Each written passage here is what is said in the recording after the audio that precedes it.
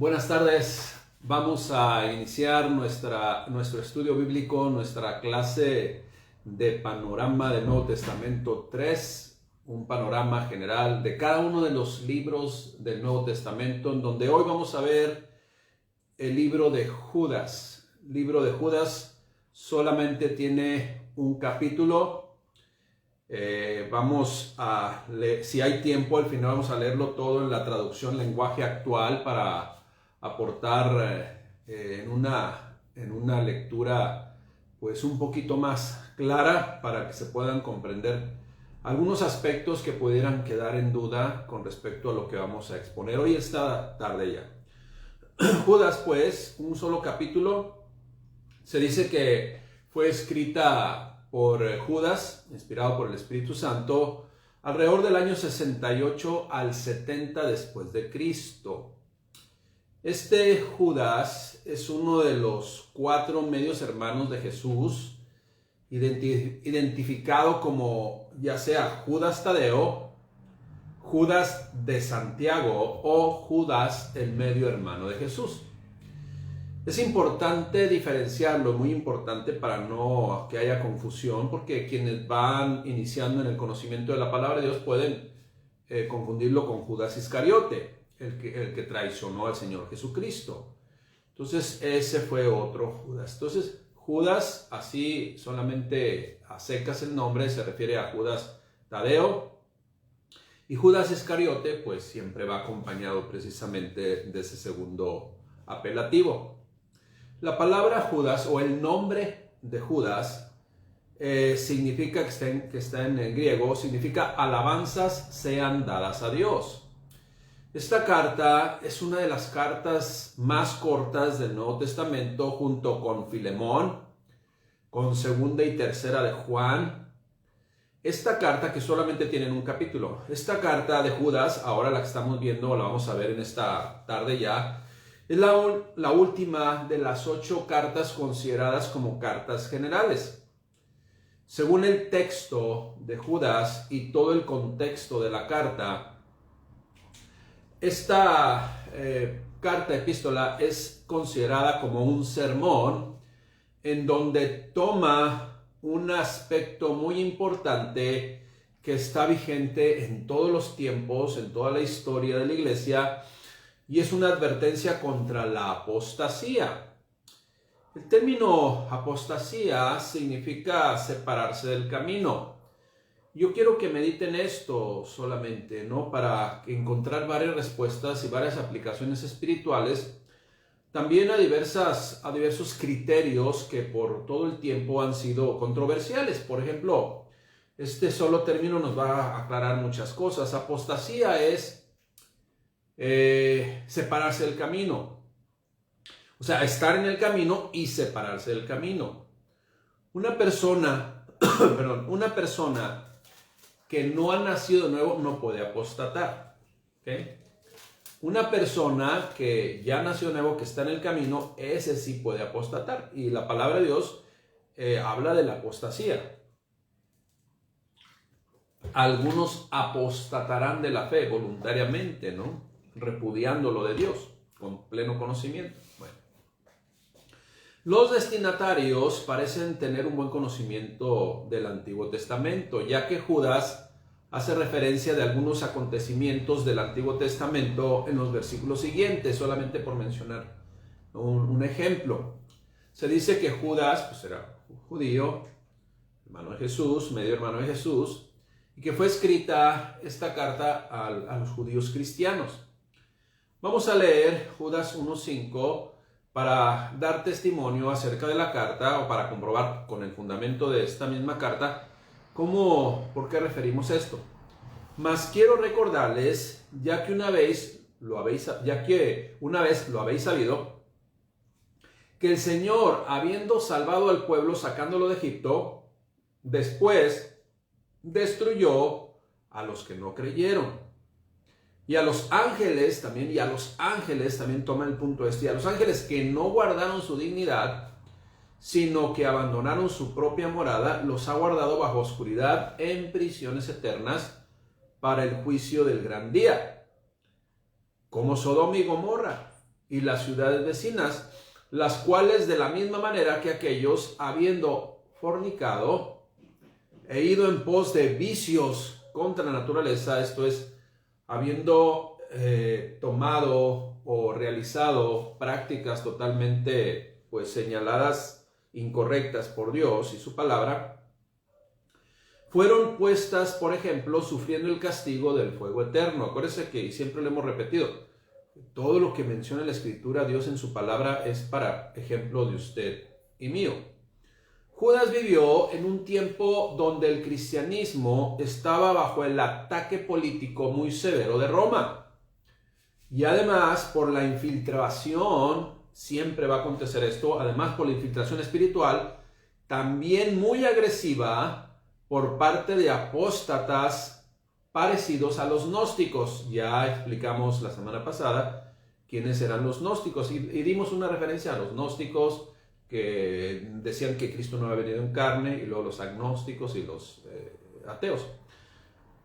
Pero así menciona esta carta que apercibe precisamente de esos gnósticos, apóstatas y libertinos por las prácticas que llevan a cabo, que sembraban la semilla, o sea, esto es la duda, su forma de pensar, las cuales les ofrecerían, o eso era lo que iban a cosechar ellos, pues un cúmulo de errores doctrinales, los cuales pues cada vez más los hacían separarse de Dios y apostatar de la fe.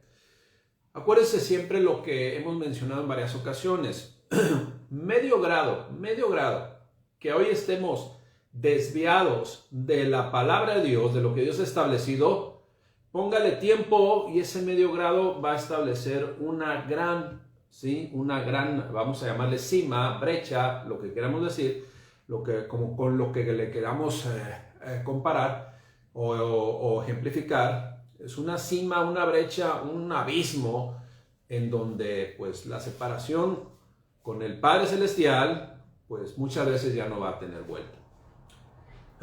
Debido a esto, entonces, Judas hace un llamado a la iglesia a pelear en medio de una intensa batalla, pero espiritual, ¿no? Por la verdad. Esto es, cada uno de los creyentes, cada uno de todos aquellos que conocemos la palabra de Dios, y también, porque estos, vamos a decir, apóstatas, este juicio que está percibiendo y mandando Judas de parte de Dios a través de su Espíritu Santo, es para los falsos maestros, ¿sí? O sea, vemos el contexto de este libro, es para los falsos maestros.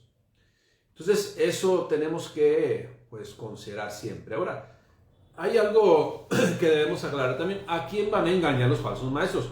Porque para que haya un falso maestro tiene que haber adeptos, seguidores de esos falsos maestros. ¿A quién van a engañar los falsos maestros? ¿A los que no conocen la palabra de Dios? ¿A los que solamente tienen religión y dicen, es que Dios dice, ayúdate que yo te ayudaré? Entonces, esas personas no conocen la palabra de Dios, no saben en qué están creyendo y pues fácilmente van a ser engañados. Esa es la realidad. Esa es la realidad. Entonces son libertinos que pues quieren engañar. Ahora, cuando la palabra de Dios, o aquí en Judas se hace un llamado a pelear la buena batalla, la batalla espiritual por la verdad, nos habla de que todos nosotros debemos ser unos apologetas. Esto es, defender el evangelio, pero no como que el evangelio, no en el sentido de que el evangelio requiera defensa, sino que se va a contender en el buen sentido de la palabra. Esto es explicar, esto es fundamentar lo que dice Dios en su palabra, pero con verdades absolutas de la palabra de Dios. No, acuérdense que aquí no vale, no aplica lo que, no es que yo creo, no es que yo me imagino, yo pienso que es así. No, aquí es lo que dice Dios en su palabra. Con este respecto de la cuestión de cómo debemos nosotros mantenernos en el camino del Señor, dice lo siguiente, y también ser apologetas.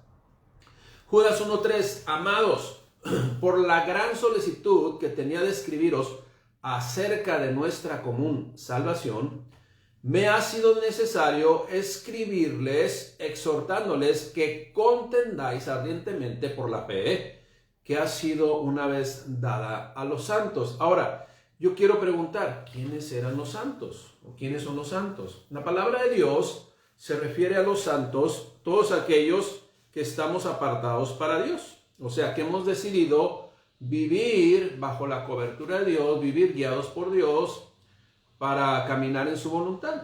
A eso se refieren los santos, ¿sí? ¿Okay? No se refiere a una imagen, no se refiere a una estatua, no se refiere a nada de eso. Se refiere a los que estamos vivos, que somos creyentes. Y luego dice, o sea, permanece y contiende. Esto es, sea una apologeta, o sea, con fundamento, contesta. Contender no quiere decir pelear.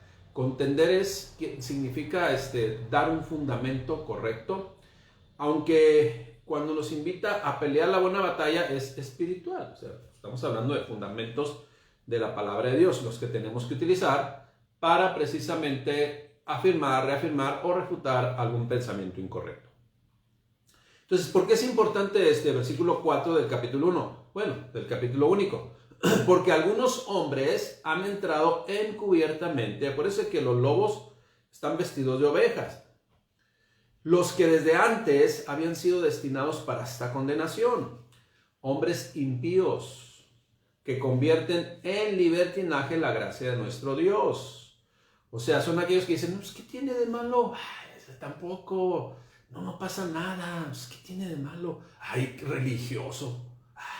¿Por qué? O sea, ¿qué tiene de malo que vaya a un lugar en donde está lleno de humo, está lleno de promiscuidad, está lleno de adulterio y fornicación? ¿Qué tiene de malo que ande? Bueno, o sea, todo.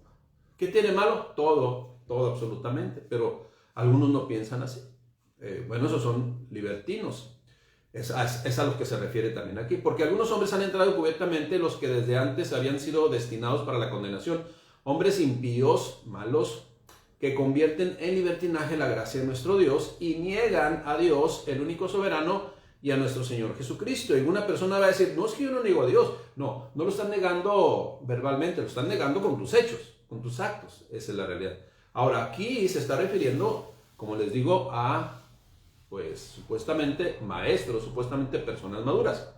Hay personas que vienen entrando al Evangelio y que, pues, tienen prácticas por desconocimiento, pero que el insistir, escudriñando la palabra de Dios, el insistir en conocer la palabra de Dios, por escuchar predicaciones de sana doctrina, pues obviamente se les van a abrir los ojos. Y las prácticas que de repente hacían, aún ya a lo mejor convertidos, pero en ignorancia, porque no se les había enseñado, pues, o no había convicción, pues poco a poco van a ir avanzando. Pero si se quedan ahí, pues va a llegar el momento en que otra vez, ¿sí? Pues va a venir la oleada de pecado, la oleada de maldad, y los va a deglutir otra vez. El mundo se los va a comer otra vez. Entonces, hombres impíos que convierten en libertinaje la gracia de nuestro Dios y niegan a Dios, el único soberano, y a nuestro Señor Jesucristo. Acuérdense, con los hechos, ¿vamos a negar o vamos a obedecer a Dios o vamos a reafirmar nuestra fe en Dios? ¿Cuáles son los personajes mencionados en esta carta? Como es una carta que solamente tiene 20 y tantos versículos, son 24 versículos, son varios personajes que menciona, ¿no? Iniciando con Jesucristo, nuestro Padre Celestial, Judas, el Arcángel Miguel, Moisés, Caín, Balaam, Coré, Enoc y apóstatas burladores, que dice, con les menciona con esta frase, o los identifica con esta frase, que andan según sus malvados deseos. Judas vivió en un tiempo en donde el cristianismo, como le digo, estaba bajo un ataque grande, feroz, político, ¿no? Esa es la realidad de Judas. Ahora, habla e insiste precisamente de hombres impíos que convierten en libertinaje la gracia de nuestro Dios. Vamos a identificar a estas personas, vamos a que Dios nos ayude a identificar fácilmente, rápidamente, a estos falsos maestros. Acuérdense que está refiriendo a falsos maestros, no a personas que vienen entrando al cristianismo y que son todavía inmaduras. No, ahorita está refiriendo a los falsos maestros. La apariencia de estos falsos maestros itinerantes, o sea, que andaban de un lado para otro para llevar sus falsas doctrinas, o ambulantes, precisamente los hacía ser peligrosos y se caracterizaban por tres aspectos importantes. De acuerdo al versículo, al pasaje bíblico que leímos, ¿no? De lo que es Judas 1:3 al 4, ¿sí? De Judas 1:3, ahí podemos rescatar o identificar aspectos importantes, tres aspectos importantes de estos falsos maestros ambulantes o itinerantes que vivían en un libertinaje espiritual y que enseñaban precisamente eso. Pues no, ¿qué tiene de malo? Cristo me salvó y ya soy cristiano y ya soy creyente y todo lo que haga yo ya no tiene nada que ver porque ya soy creyente, ya soy salvo, cuidado, ¿no?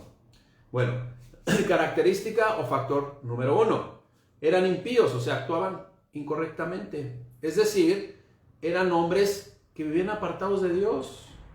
Su falta de respeto, su falta de temor, su falta de reverencia a Dios quedó demostrada por el hecho de que infiltraron, o sea, fue un fruto dentro de la iglesia, o se infiltraron dentro de la iglesia de Dios para corromperla. Y no solamente eso, también para engañar y obtener ganancias materiales del pueblo de Dios. Esto es, su única intención era las cuestiones materiales. ¿De dónde he oído eso? Eso no se da en estos tiempos, ¿verdad? Bueno. Número 2, eran libertinos. Literalmente tenían vicios sin restricciones. Practicaban la inmoralidad total.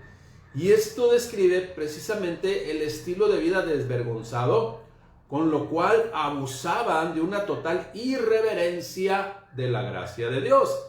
Pero ese es el argumento de muchos, o sea, hacen cosas que están fuera de la voluntad. No, es que la gracia, la supergracia de Dios me cubre, ¿sí? Porque dice la palabra de Dios que el que mucho pecó, al que mucho se le perdona, ¿sí?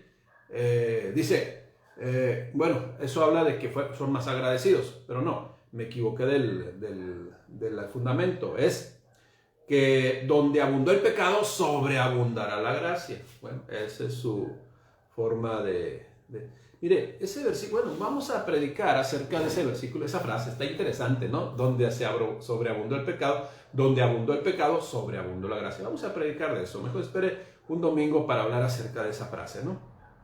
Bien, pero no es, ¿sí?, que yo voy a pecar, ¿sí?, el 80% y Dios me va a cubrir el 90%. Sí, siempre va a estar sobrado, ¿no? Y vamos a ir pecando y Dios va a estar sobrado sobre mi perdón. No es así. Eso no significa eso. Después lo vamos a estar pendiente un domingo, por favor. Entonces, ellos, al entregarse sin reservas a la inmoralidad abierta, pues estaban apartados de Dios.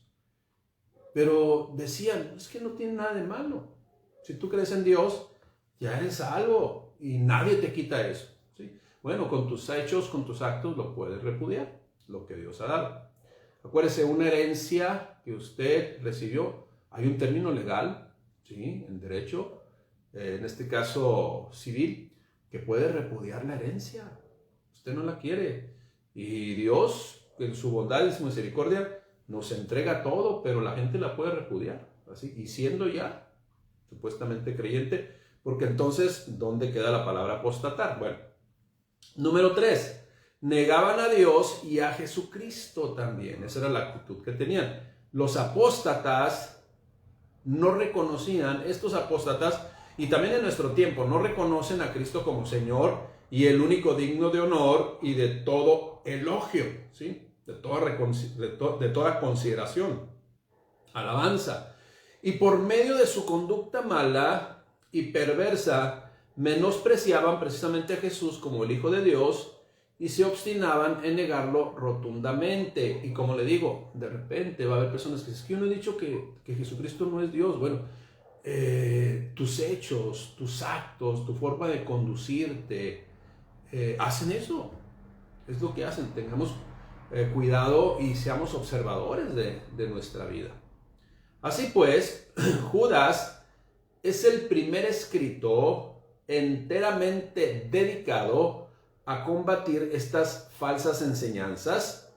Así es de que un escritor de apellido Coder le puso a esta carta, a la carta de Judas, los hechos de los apóstatas. Así le puso, los hechos de los apóstatas. Bueno, así le puso este apelativo. ¿Qué aspectos teológicos contiene esta carta o qué enseñanzas espirituales o qué doctrinas considera esta carta? Bueno, la Trinidad, vemos un solo Dios, un único Dios trinitario, ¿verdad? Otro aspecto es Cristo. En cuanto a cristología, la carta hace énfasis precisamente en el señorío de Cristo, habla de su soberanía, ¿sí? Soberanía habla de que Él decide de una manera con autoridad y nadie le puede refutar. Esa es la soberanía. Ahora, quien no cree en Dios o está a medias tintas, como dicen, pues esto no lo va a aceptar. No lo va a aceptar. Personas que aún siendo creyentes no aceptan la palabra de Dios como la verdad absoluta. Dicen que no hay verdad absoluta. Bueno, la palabra de Dios es la verdad absoluta para el creyente. Para el que no es creyente, pues a lo mejor es verdad a medias. O medio creyente también, es verdad a medias. También habla de precisamente, aborda el tema de soteriología, la doctrina de la salvación. Y también menciona algo de escatología. Se destina pues una buena porción de esta escritura, un buen espacio al juicio final para los incrédulos, para los apóstatas, para los libertinos, para los malos maestros o maestros que enseñan, pues tienen falsas enseñanzas. Esa es la realidad. Vamos a hacer un bosquejo versículo por versículo, ¿sí? De lo que habla así de manera general, qué tema toca cada versículo de los 24 que tiene. Déjame lo corroboro. Sí, 25, perdón. 25, el 24 y el 25 hablan de la doxología. Ahorita explico qué es una doxología. Bosquejo por versículo. Número 1. Habla de su autor. ¿Quién es? Judas. Bueno, su escritor. Sí, acuérdense que el autor es el Espíritu Santo. Habla de la persona que escribió, Judas, y habla que es siervo de Cristo y medio hermano de Jesús. Y menciona también en este mismo versículo los destinatarios a los cuales describe como llamados, amados, guardados, ¿sí? Y acuérdense, en el contexto vemos que eran pues judíos cristianos. En el versículo 2 describe Judas el deseo para ellos, la misericordia de Dios, paz y amor que también se comparten mutuamente como creyentes. El versículo 3 es el que habla de contender, luchar, pero no con las fuerzas humanas, sino en la fe. Y por cierto, enfatiza que debe ser ardientemente por la fe dada a sus hijos. Versículo 4, características, bueno, aquí es donde se mencionan las características de los apóstatas. Convierten en libertinaje la gracia, niegan la soberanía de Dios, niegan a nuestro Señor Jesucristo. Y como digo, no, es que yo nunca he dicho que Jesucristo no es el Señor o que no es el Todopoderoso, sí, pero con tus hechos lo niegas. Versículos del 5 al 7 hablan del ejemplo de los israelitas, ¿sí? Del ejemplo de los ángeles, del ejemplo de Sodoma y Gomorra. Entonces, ¿de qué ejemplo? Pues del mal ejemplo que se apartaron de la voluntad del Padre Celestial y recibieron su recompensa, o recibieron su merecido, o recibieron su juicio. Versículo 8 habla precisamente y otra vez enfatiza el engaño de los falsos maestros que mancillan, dice. Esa palabra mancillar habla de contaminar, de que corrompen, ¿sí? Las buenas costumbres. Rechazan, blasfeman estos falsos maestros. Otra vez insisto, porque esto debe ser muy importante, ya lo he repetido varias veces porque es muy importante. Acuérdense, y no lo van a hacer verbalmente, lo van a hacer con sus hechos, con sus actos, con la forma de vida, con la forma de conducirse, con eso. Esa es la realidad. También en el versículo 9 habla del arcángel Miguel, del diablo y Moisés. Cuando lea en la traducción lenguaje actual voy a hacer un comentario al respecto, ¿sí? De cuando dice que cuando contendía por el alma de Moisés, ¿no?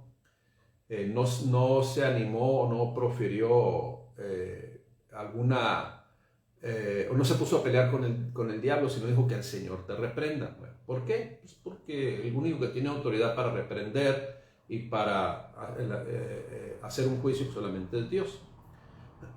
Por eso es importante también que comprendamos que una persona que dice, no, yo expulso demonios, cuidado, ¿no? Porque ese no es un ministerio.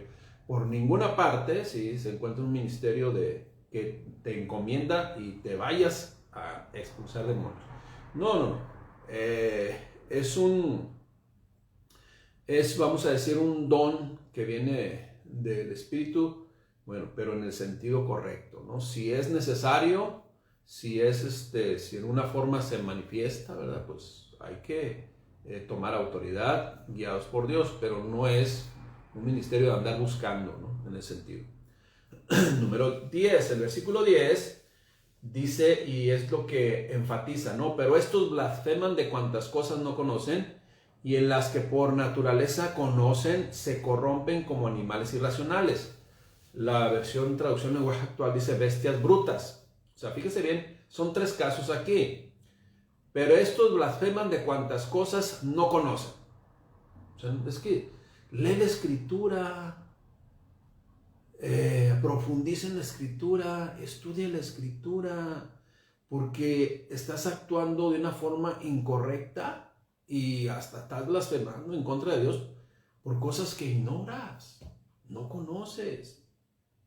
Y lo dice, y en las que por naturaleza conocen, las que sí conocen, pues se corrompen, o sea, las desobedecen. Son 2 aspectos nada más, ¿verdad? Entonces, nada más lo único que agrega es como ¿qué? Como animales irracionales. Bestias brutas, dice la traducción en lenguaje actual.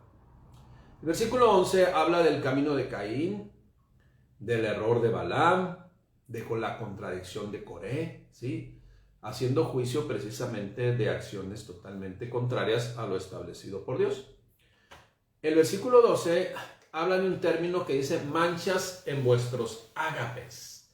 Esa frase, manchas en vuestros ágapes, era como una reunión en donde se sentaban para compartir lo bueno, pero siempre se infiltraba, como dicen, siempre el arroz, un negrito en el arroz, ¿sí? En el caso de que hay que sacarlo, ¿no? El arroz que está dañadito ahí, siempre, ¿no? El punto que incómodo, ¿no? O el hermano incómodo, o el cuñado incómodo, o qué sé yo, ¿no? Entonces, siempre, ¿no? Es lo que habla precisamente de esto.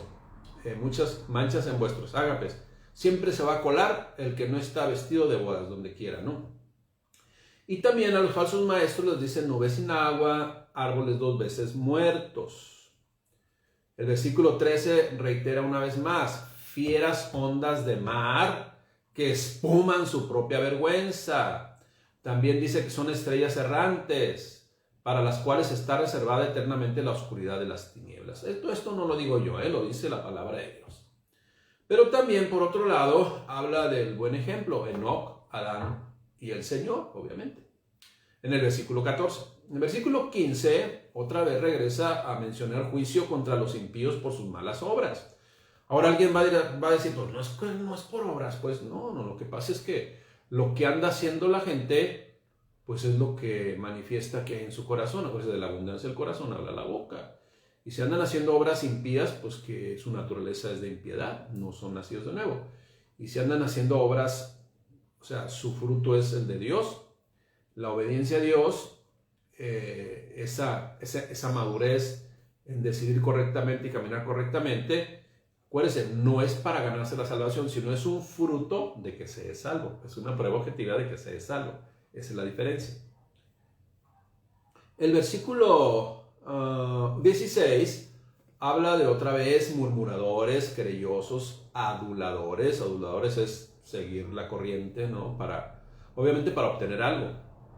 El versículo 17 nos apercibe que debemos acordarnos de las palabras de los apóstoles fieles al Señor Jesucristo. Eso es lo que debe estar en nuestra mente, en nuestro corazón, de esas palabras, de esas enseñanzas y con el ejemplo que dieron, ¿sí? El versículo 18 habla de que en el postrer tiempo habrá burladores que andarán según sus malvados deseos. Versículo 19, estos causan divisiones, son sensuales, no tienen al Espíritu definitivamente, ¿no? Versículo 20 dice, debemos edificarnos en vuestra santísima fe, orando en el Espíritu Santo. Si nosotros mantenemos comunión con Dios, Dios ¿qué nos va a revelar? La verdad. Y si nos revela la verdad, pues la mentira rápidamente será identificada. Y los falsos maestros también. Versículo 21, exhortación, conservaos en el amor de Dios, esperando siempre la misericordia de nuestro Señor Jesucristo para vida eterna. El versículo 22 dice, convencer a algunos que dudan. Esa palabra convencer, porque luego va a decir alguno que si nosotros no vamos a convencer a nadie, que convence el Espíritu Santo. Bueno, esta palabra convencer hace alusión a que seamos un factor en amor, ¿sí? Para aquellos que todavía no tienen para aquellos que no tienen seguridad de la salvación. O sea, lo que dice verdaderamente el versículo 22 en su contexto o en su sentido original es, ayuden con amor a los que no están del todo seguros de su salvación. Eso es lo que dice. Versículo 23, rescaten a los que necesitan salvarse del infierno y tengan compasión de los que necesitan ser compadecidos. Pero tengan mucho cuidado de no hacer del mismo mal que ellos hacen. O sea, esto es, uno cuando predica la palabra de Dios, y yo sé que muchos de los que han predicado la palabra de Dios, podemos estar predicando el evangelio o evangelizando a una persona totalmente, pues, incorrecta, ¿no? O sea, tú no sé cuántos de ustedes de repente pueden testificar, como yo lo puedo hacer, que le predicamos a un asesino, le predicamos a un violador, le predicamos a una persona que anda en cosas turbias, incorrectas. Sin embargo, eso no debe, o sea, ellos deben de hacerse a nosotros, no nosotros a ellos, porque luego también hay esta clase de personas, ¿no? Que dicen, no, es que la palabra de Dios dice que nos hagamos como ellos, o sea, te va a hacer igual que ellos para entonces alcanzarles. No tiene sentido. Dice que te hagas así, tan sencillito, que hables en su lenguaje, ¿sí? Para que comprendan claramente lo que dice el mensaje del Evangelio. Bueno, entonces, acuérdense, pero tengan mucho cuidado de no hacer el mismo mal que ellos hacen. O sea, no se hagan a ellos. Si Dios nos pone una persona para compartir el Evangelio, es para usted alcanzarle, no para que Él lo alcance a usted y mengue en su fe o en nuestra fe, ¿no? Y el versículo 24-25 termina en una doxología. ¿Qué es una doxología? Hay 3 cartas, 3 epístolas, tres cartas, vamos a llamarle así, en donde al final viene un término doxología. Está en Romanos, en el último capítulo, 2 Corintios en el último capítulo, y precisamente en este Judas, en el versículo 24-25 de su único capítulo. ¿Qué es una doxología? Es un conjunto de frases que dan gloria y alabanza a Dios, ¿sí? Al único sabio y eterno Dios, ¿sí? Sea gloria, honra y alabanza por los siglos de los siglos. Amén. Es una doxología. Bien. Tenemos entonces 33 minutos. En 5 minutos vamos a leer la traducción lenguaje actual para que usted sea edificado más aún en lo que dice esta carta de Judas. Lo voy a leer así de una manera correcta. Yo, Judas, dice, estoy al servicio del Señor Jesucristo y soy hermano de Santiago. Escribo esta carta a todos los que Dios el Padre ama y ha elegido y que Jesucristo también cuida. Versículo 2. Deseo que Dios los trate con mucha compasión y con abundante paz y amor. Sin embargo, a partir del versículo 3 habla de juicio contra los falsos maestros. Amados hermanos en Cristo, hace tiempo que he querido escribirles acerca de la salvación que Dios nos ha dado. Ahora les escribo para pedirles que luchen y defiendan la enseñanza que Dios ha dado para siempre a su pueblo elegido. Estoy preocupado, pues hay algunos que se han colado entre ustedes y que los han engañado. Ellos dicen que Jesucristo no es nuestro único Señor y dueño y que por eso no debemos obedecerle. O sea, también hay otros caminos. Cuidado, ¿no? Piensan que como Dios nos ama tanto, no nos castigará por todo lo malo que hacemos. Con razón, desde hace mucho tiempo se dice en la Biblia que Dios castigará a esa gente. Ahora, esos son los gnósticos, ¿no? Aunque ustedes ya lo saben, quiero recordarles que Dios, después de sacar de Egipto al pueblo de Israel, o sea, lo que les va a comprobar es, hay consecuencias del pecado, hay consecuencias de ponerse a altercar contra Dios o ponerse en contra de Dios o ser enemigo de Dios. Dice, aunque ustedes ya lo saben, quiero recordarles que Dios, después de sacar de Egipto al pueblo de Israel, destruyó a los que no creyeron en Él. Así pasó también con los ángeles que rechazaron y abandonaron el lugar de honor que Dios les había dado. Dios los tiene atados para siempre con cadenas y están encerrados en lugares oscuros hasta que llegue el gran día del juicio final. Acuérdense, el infierno fue hecho para castigar a todos los ángeles caídos, desde el que inició la rebelión, ¿sí?, hasta todos ellos, ¿no? Y también a las personas que voluntariamente pues decidieron vivir fuera de la voluntad del Padre Celestial. Por eso es importante predicarles el Evangelio para arrebatarlos de esa condenación en el nombre de Cristo o a nombre de Cristo, porque esa es la encomienda que nuestro Señor Jesucristo dio a la iglesia.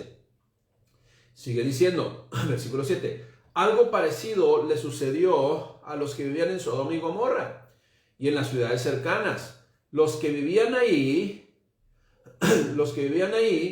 pecaron y practicaron todo tipo de relaciones sexuales prohibidas.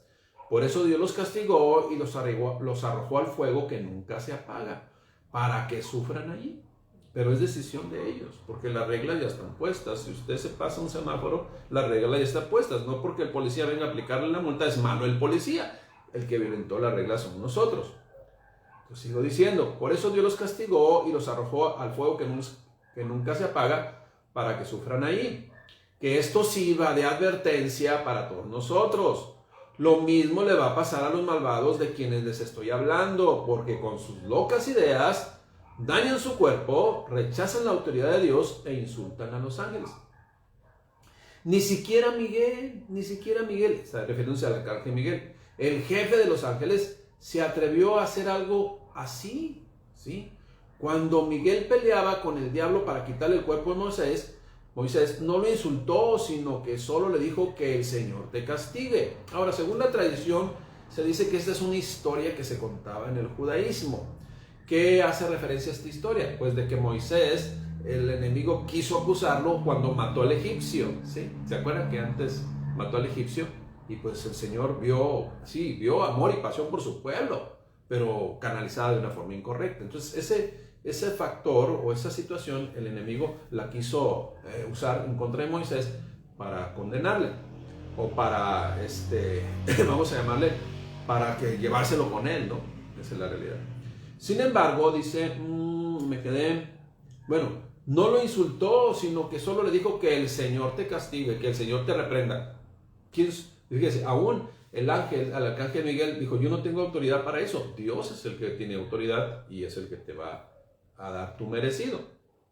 Y luego dice el versículo 10, sin embargo, esta gente insulta hasta lo que no conoce. Se comportan como los animales que conocen las cosas pero no las entienden.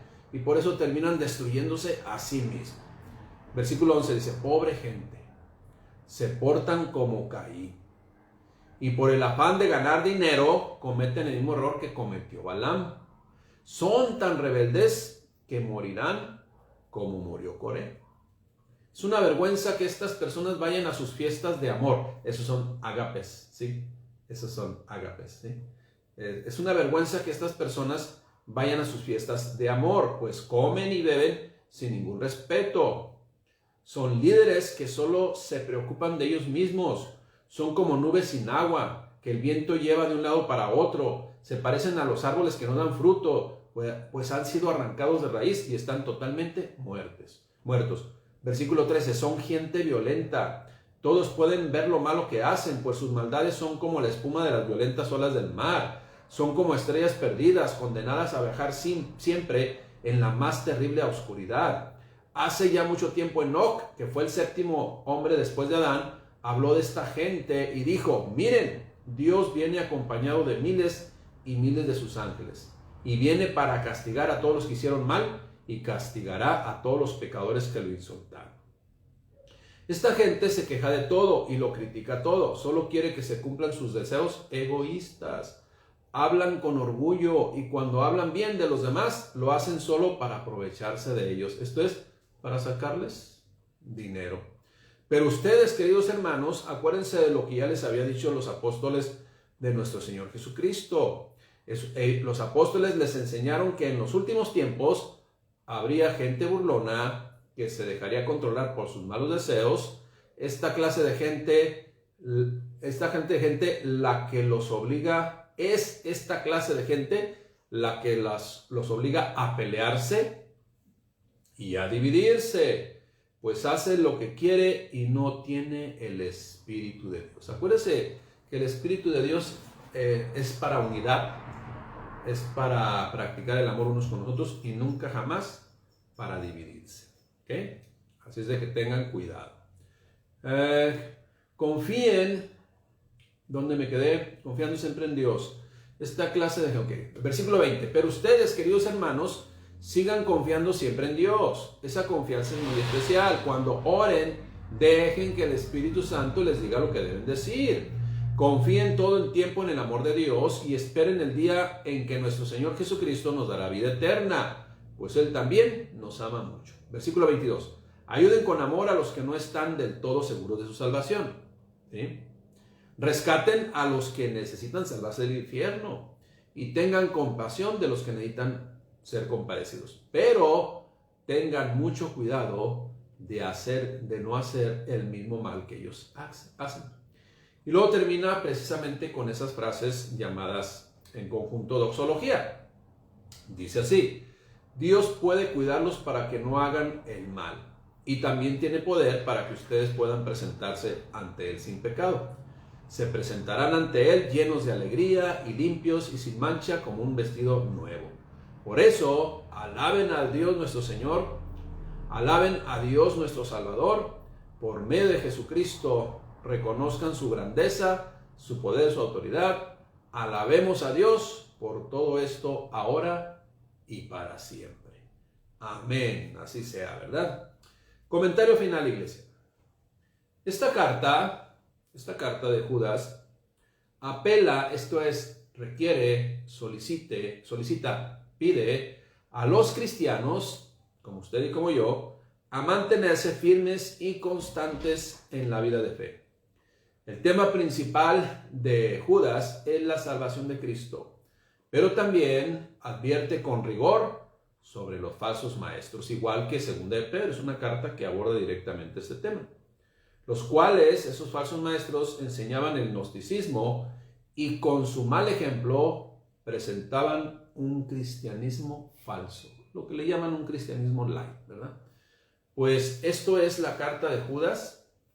Espero que hayan sido edificados y cada vez que la lea, Dios le revele más cosas profundas, también nos aperciba de qué es y qué no es lo que debemos de seguir. Amén, iglesia, vamos a orar y dar gracias a Dios.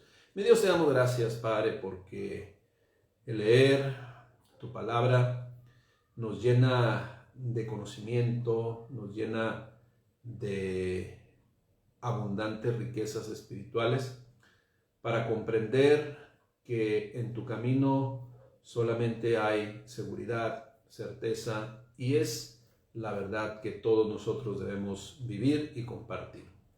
Gracias, mi Dios, por tu paciencia. Gracias, Padre, por esa encomienda, y gracias, mi Dios, también por apercibirnos acerca de aquellos que enseñan cosas incorrectas, como tú lo dices en tu palabra, con propósitos meramente humanos, carnales, que los cuales, mi Dios, tú a través de tu propia palabra, en ese discernimiento nos apercibes y nos haces ver, Padre, y nos haces identificar para hacernos a un lado. En el nombre de Cristo Jesús nos ponemos en tus manos, Rey bendito. Amén. Dios les bendiga, iglesia. Sigamos edificándonos en la palabra de nuestro Padre Celestial.